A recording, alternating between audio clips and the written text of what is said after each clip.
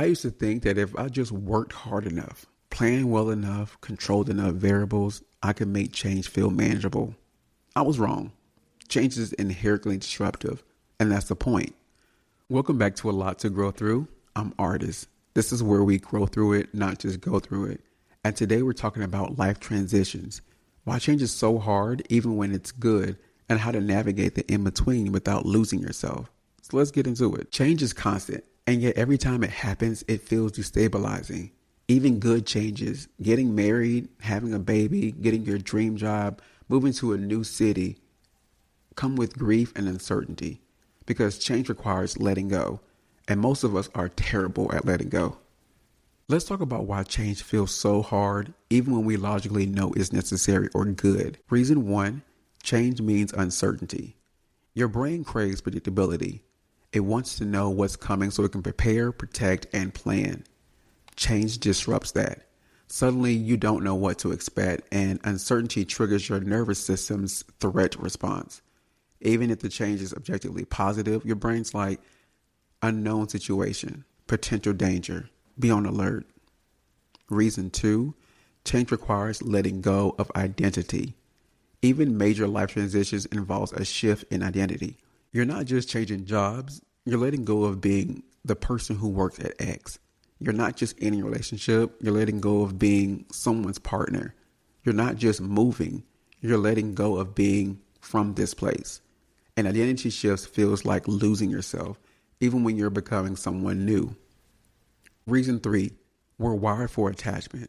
Humans form attachments to people, places, routines, roles. It's how we create stability and meaning.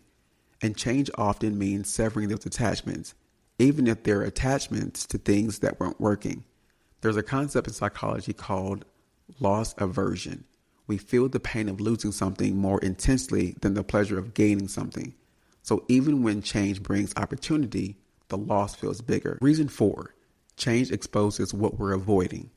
Sometimes we resist change because it forces us to confront things we've been avoiding. A job loss might force you to ask, what do I actually want to do with my life? A breakup might force you to face, who am I outside this relationship? A health crisis might force you to confront, how have I been living? What needs to change? Change doesn't let you stay comfortable, and that's terrifying. Here's what people don't talk about enough. Every transition, even good ones, include loss. Getting married, you're losing your identity as a single person, some autonomy, some freedom. Having a baby, you're losing sleep, spontaneity, the version of yourself before you were a parent. Getting your dream job, you're losing familiarity, possibly relationships at your old job, the comfort of knowing how things work. Healing from trauma, you're losing the coping mechanisms that kept you safe, the identity of broken, the familiar patterns. This doesn't mean that change is bad. It means change is complex, and we need to allow space to grieve what's being lost, even as we move towards something new. Society doesn't really allow for this. We're supposed to be excited about positive changes, grateful, focused on the future. But you can be grateful and grieving at the same time.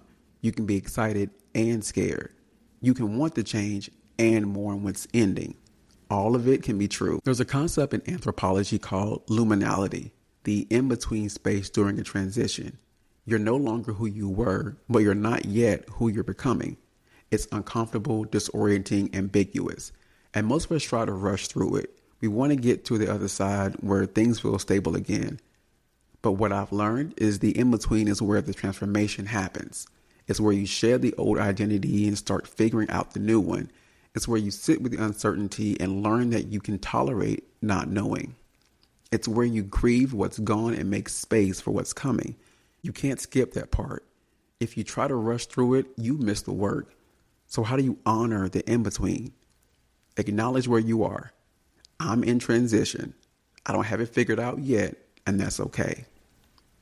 Let yourself grieve. Cry, journal, talk to someone. Don't minimize the loss. Resist the urge to fill the void immediately. Sit with the emptiness for a bit. Don't jump into the next thing to just avoid the discomfort. Practice self-compassion. Be gentle with yourself. Transitions are hard. And trust the process. You will get to the other side, but you have to move through the middle first. Here's a reframe that's been helpful for me. What if you looked at change not as disruption, but as invitation? Change is life asking you to become someone different, to let go of what's no longer serving you, to step into something new. That doesn't make it easy, but it gives it meaning. Job loss might be inviting. Reevaluation of what you actually want to do. Relationship ending might be inviting. Deeper relationship with yourself. Health crisis might be inviting.